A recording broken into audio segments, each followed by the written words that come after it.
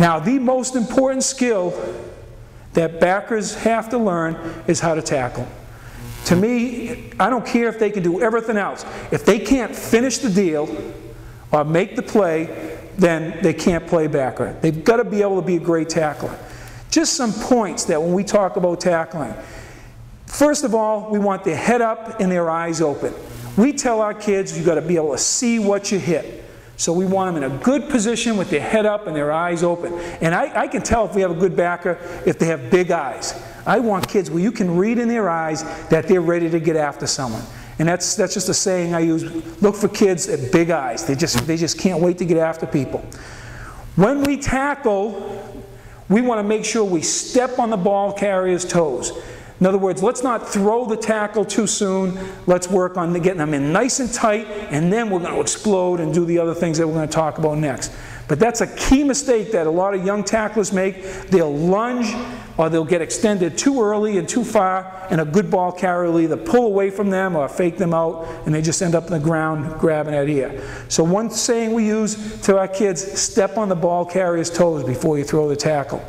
The next thing is we want to explode our hips or butt snap. Again, we play with bent knees, but on contact, we want to explode our hips or snap our butt up and through when we make that tackle. That's very, very important and a key skill when we teach tackling. We used to be taught to always wrap up. We were always told wrap up, and I used to do this too, tell kids wrap the ball carrier up. Well, we don't use that saying anymore.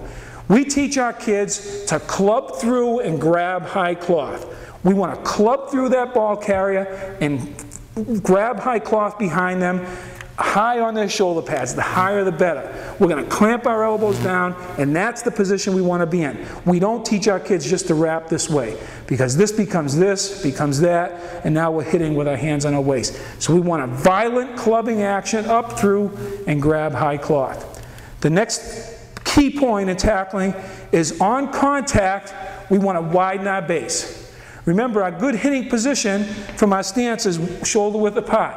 Well, as soon as we make contact, we want to slightly widen our base on contact as we butt snap up through. That's going to give us a better base and more balance. The next thing we want to think about is once we've widened our base, we want to accelerate our feet.